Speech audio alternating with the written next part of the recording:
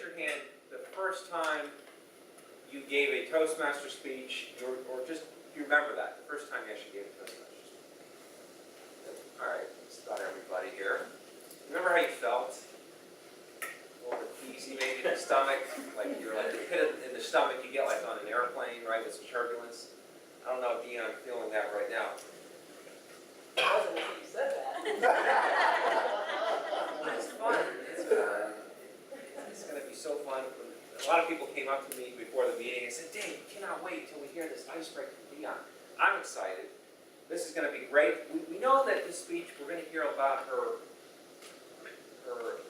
love of dance. That's what we're going to hear a little bit about today. And it's going to tell us a little bit more about who Toastmaster Johnson is.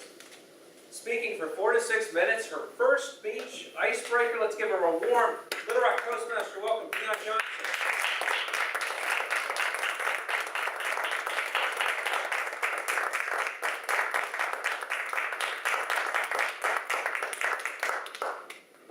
Good evening, Madam President, Mr. Toastmaster, fellow Toastmasters, and honored guests.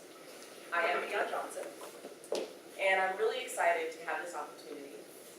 My nervousness level was okay, now it's starting to rise a little bit, but I'm going to push it down.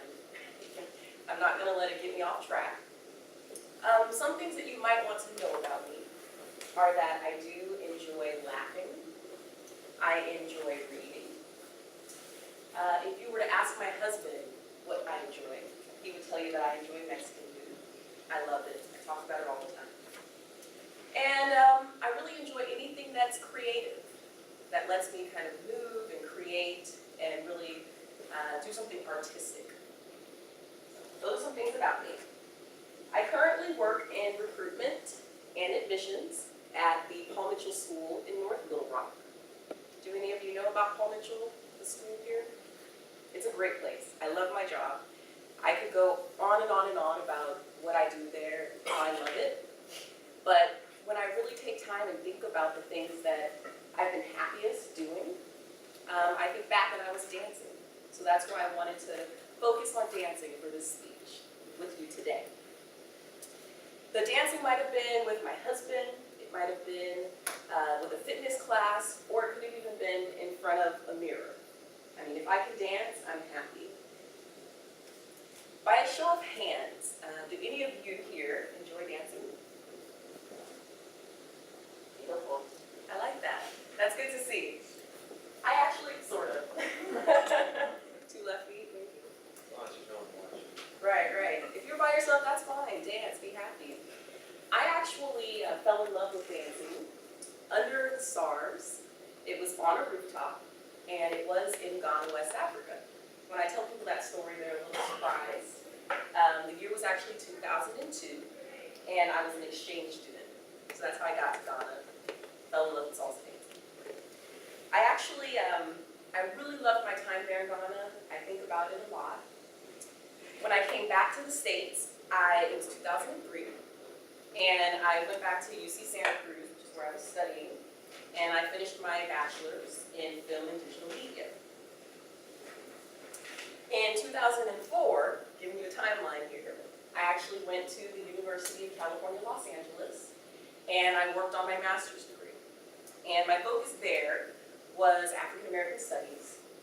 But when I wasn't studying, who can guess what I was doing? That's it, I was dancing. In 2006, I completed my master's degree, and I actually decided to relocate to Tampa to be closer to my parents.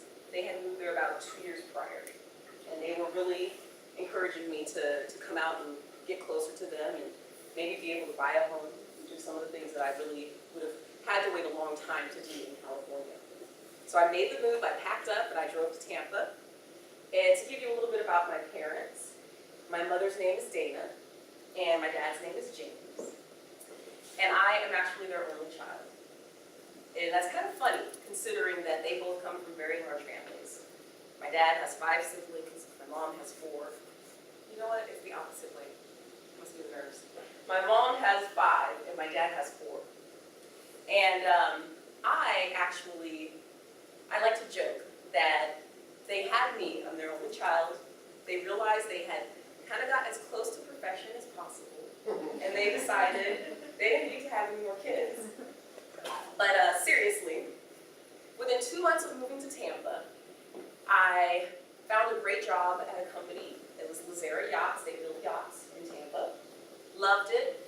My responsibilities were very diverse. I was doing customer support, training, a little bit of sales, some marketing. And on the career front, things were working really well. When it came to my personal life, as far as dancing and the things that I enjoyed, not so much.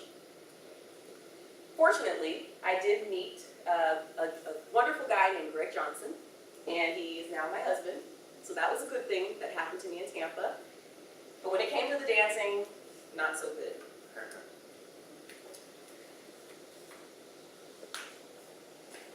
So I pretty much hung up my dancing shoes by 2007, and that was only until I saw a poster.